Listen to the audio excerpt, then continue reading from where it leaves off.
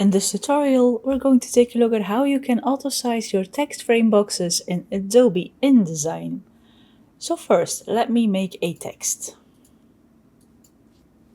So, testing.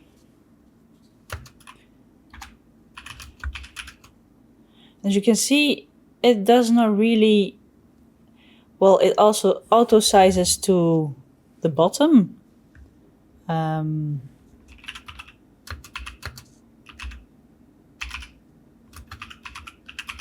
It only goes as far as I made my box.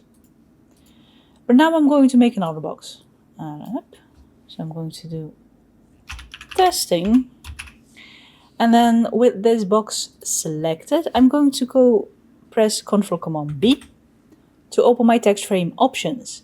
And here we have some options we can choose from, and I'm going to go to the auto size, which as you can see, for the moment it's off. And here you can choose height only, for if you're making text from top to bottom, the width only if you're typing just in single lines, and if you're having double lines, you might want to choose height and width. For now, I'm going to choose width only. It's now set to width only. Well, let's check.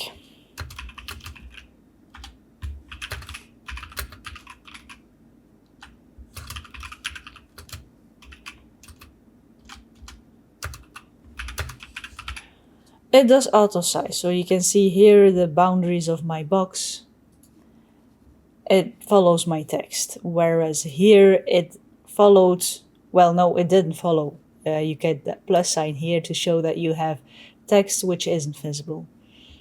But if you do this with the text box selected, you adjust only that selected text box. If you want these configurations to be overall for your document, then you can press Ctrl+Command+B without having a text box selected, or you go to Object and then choose the text frame options here.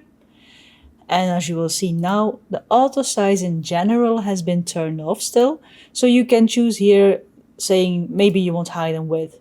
And then from where you start typing in the middle, left, right, that can be chosen here. You can also add some constraints. You can add the option for no line breaks in the general options. You can add the page options, the spacing options, the justification options, ignoring text wrap. You can adjust the footnotes, the column rules, and the baseline options.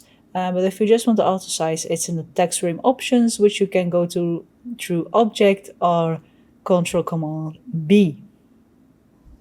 A quick tutorial on how you can auto size your text boxes in Adobe InDesign. Let me know in the comments below if you liked this video. Be sure to press the thumbs up button if you did. Press the subscribe button if you want to see more of my videos. I have new ones going live every week. And for now, thank you for watching my video. Stay creative, and I hope to see you in the next one.